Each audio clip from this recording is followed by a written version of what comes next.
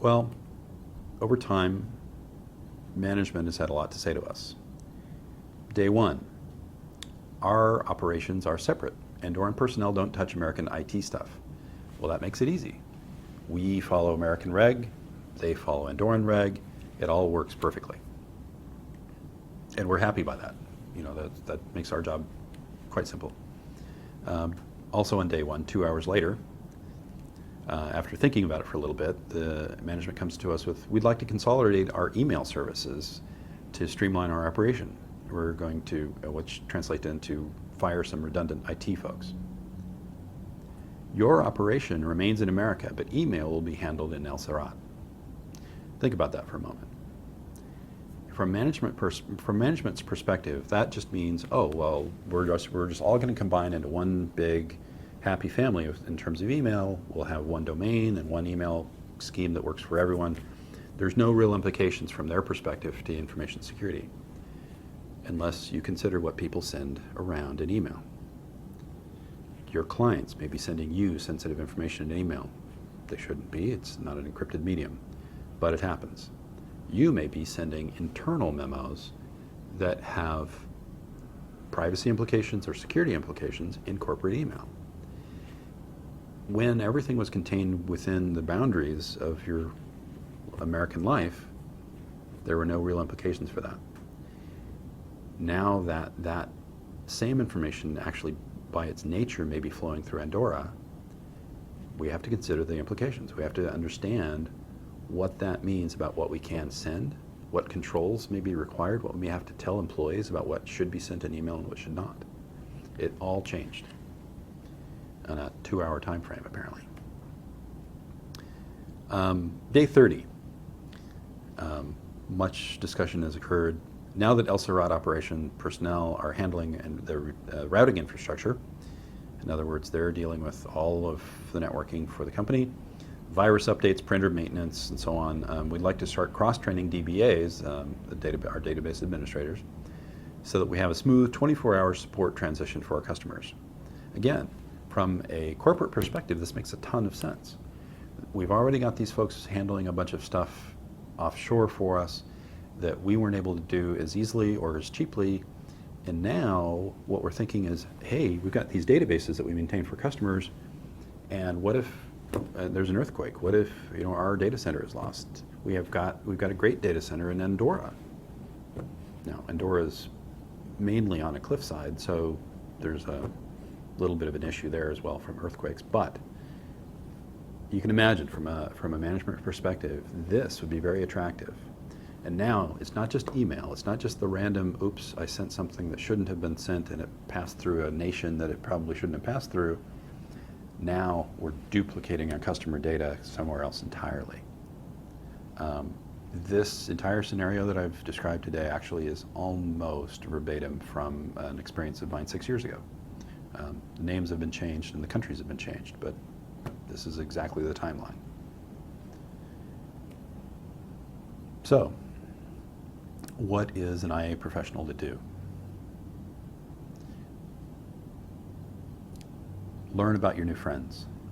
Much of what we do actually is about understanding the culture in which we operate.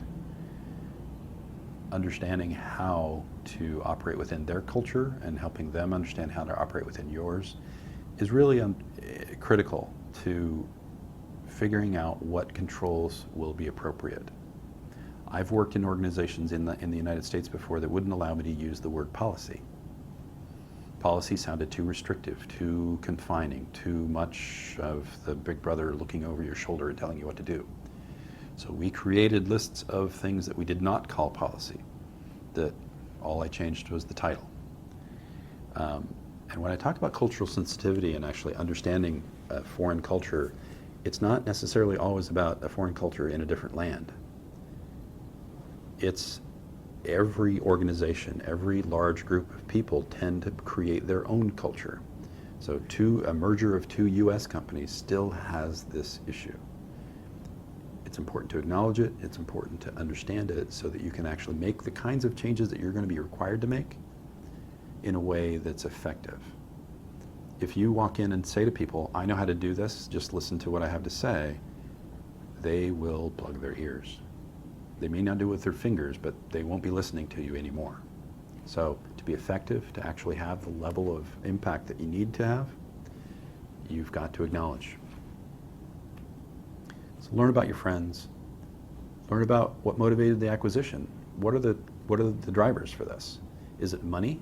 Is it resources? Is it expertise? All of these things actually change the way you might consider moving forward. If it's about resources, you may now actually have an environment in which you can spend money that you didn't believe you could before. Or vice versa. You could actually suddenly be in a cost-saving situation where some of the measures that you've taken in the past aren't viable moving forward. You have to consider that in terms of where the company's going next.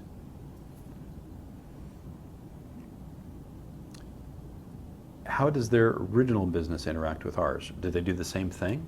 Are they just adding to the portfolio and making it larger? Is it synergistic? Are they a hosting company and we're somebody that needs hosting? Those things drastically change the way you move forward. For example, a company that's acquired by a Indian company that does IT support suddenly has no more need for internal IT support. There's this large company that does a really good job of that just acquired them. They can focus now on their core business, financial, anything along those lines. It all changes the way you change and edit and create new controls. And we'll talk about it in the real case that's coming up. What operations or infrastructure might be seen as redundant? Just because you have something in place that you like and is working for you doesn't mean you should stick with it. It may be that the other entity has something just as good or better. Take a look at the best of both worlds. Figure out what you can use across that dividing line. What are their personnel practices? You may be in a situation where all personnel have to have background checks, and they may be in a situation where it's impossible to do background checks. There are places in the world where background checks are a near impossibility. Do they understand the regulatory environment you work in? Do you understand the regulatory environment they work in? Probably not. Most people don't fully understand the regulatory environment that they work in themselves, much less somebody else's. So getting there and helping them get there is actually paramount. It's something that's going to be important as you move forward. What's their current approach to risk management? Everybody does it differently, and in fact, if you were to poll 10 of your colleagues for a definition of risk who have not taken Barbara's excellent courses prior to this one, you will get, if you poll 10 people, I believe you'll get 12 definitions. So you're going to want to re-examine your controls. For every control you have in place, you'll examine how well they're met in the new environment. Some controls will suddenly not be practical. I mentioned before, in some places in the world, you can't do background checks because the government does not keep track of citizens the way that we do in America or in many parts of the West. We can't prove where they were born. We can't prove what their criminal history may have been prior to coming to work for our company. It may be that some of the controls are illegal. In America, we can pretty much say, as long as we say it up front, we can tell people, we read your email. Your email belongs to the company. Anything that happens on our corporate servers, we have access to, and so on and so forth. That's not true worldwide. And if that's one of your controls, it's one of the ways you keep things safe, you have to think about it.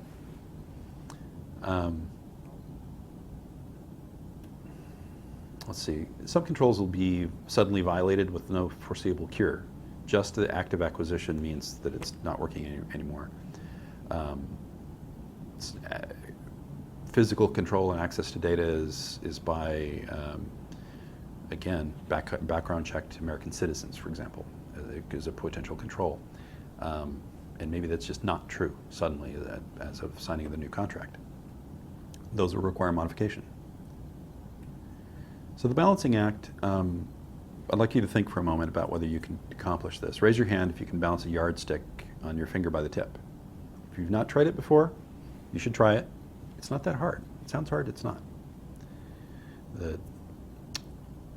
Keep your hand raised if you can do so while an angry gerbil is climbing the yardstick while balancing a peanut on its nose, yelling at you in gerbilese. Because that's what we're talking about here in terms of balancing. I've described to you what may seem like an impossibly complex and difficult task in terms of combining two organizations and their approaches to risk and their approaches to how they accomplish controls.